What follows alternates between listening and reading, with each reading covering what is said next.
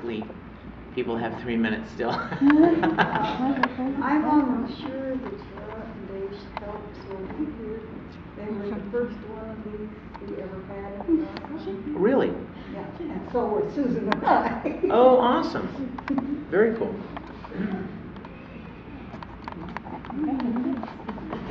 And this is Archon 30.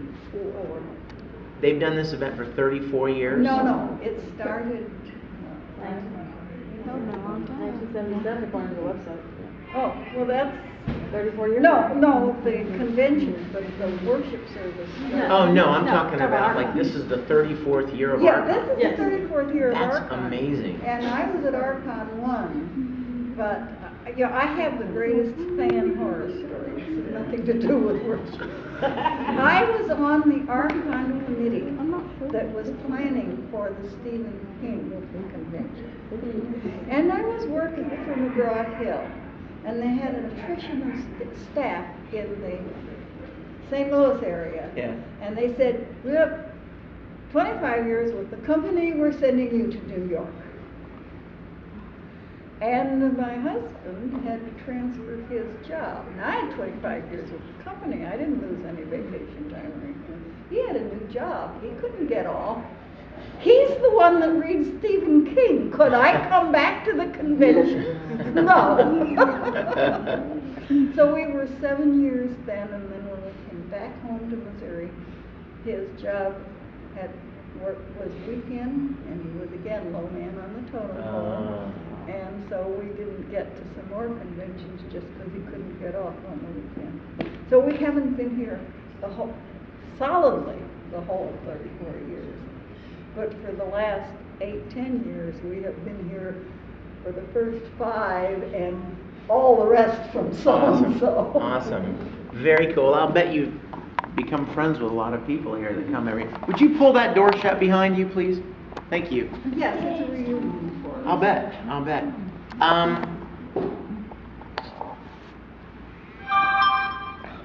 Hello? That would be my cousin.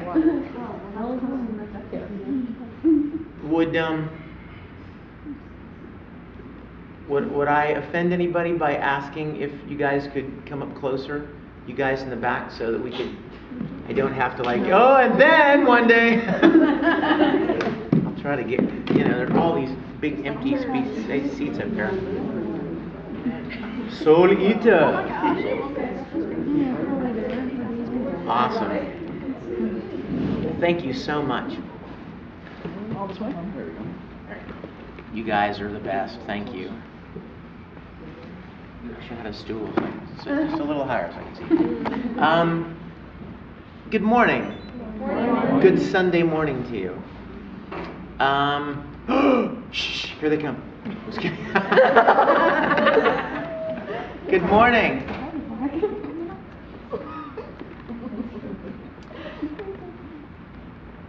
Let me first tell you, share with you quickly, how I started doing these. I've done an awful lot of anime conventions. Now, this is a multi-genre kind of a pop culture convention. But a few years ago, I was at a convention in Detroit called Youmacon, and I was there with a friend of mine named Caitlin Glass, who is a voice actress as well. And at the time, I was leading music and worship at my church in Houston, a big church in Houston, First Baptist, and she was part of the music team at her church in Dallas. But here we were one weekend, thank you so much. Here we were one weekend at this convention in Detroit. So we're Saturday evening, she and I were sitting around, and she said, if we weren't here this weekend, tomorrow morning we would be serving in our respective churches. And we just kind of, we kind of thought about that one for a minute. And then Caitlin said, hey, there's a piano in the lobby. She said, why don't you and I meet in the morning and we'll have our own private little time together. I play the piano and lead my group, so we met in the morning and I sat down at the piano. Not a creature was stirring. Not even a fanboy. Sunday morning, like 9 in the morning, nobody's awake that doesn't have to be. And we went down to the lobby, and I sat down at the piano, and she just kind of leaned against the lid of the piano, and we started singing and played songs that we both knew, and we just kind of sang and, shared a little bit of quiet time there, as we would if we were at our home churches. And we kind of closed our eyes, and we're just spending some time worshiping, and I opened my eyes, and there were like 50 kids standing around the piano. And we were quite taken aback by it. But then suddenly, I pulled out my little Bible I had in my pocket, and we shared some things, and had a wonderful time. It was nothing scheduled. It was nothing official. There was no kind of indoctrination. It was merely just an opportunity to share something of great value to us with others. And so that was the first time that we ever did something like this. And then when I would go to conventions after that by myself, I would request whether or not I could have something like that. Some conventions are very cool about it. They're like, hey, we have, nude people running around, and we have, hentai panels, and we have crazy, things. Why not offer something like this on the other side of the spectrum? Nobody's forced to go, right? It's purely free. It's volunteer if you want to go. So some of them are like, oh, we don't want to get anywhere near the whole perception of supporting religion. Oh, how horrible is that? So some of the cons are cool about it, some of them not so much. And so where I've had the opportunity, I've done it, and so had Caitlin. And I will tell you that God has really, really blessed that endeavor. It's amazing. It is truly amazing how many people show up now for these. And what I began to see was that as a believer, I may do cartoon voices, and that may be fun. But there are things of much greater value, much more substantial, long-lasting import to share with people than anime and video games and sci-fi and Star Trek and Star Wars and any of it. And I began to really sense an opportunity here, an opportunity to share something that is, a gift that I had been given, an opportunity to share with others. And in many cases, and I know many of you will understand and agree with this, in many cases, share it with people who would otherwise never go to church. My pastor in Houston will never reach some of these people. They're not going to sit down and pull out the Bible for themselves voluntarily and read it.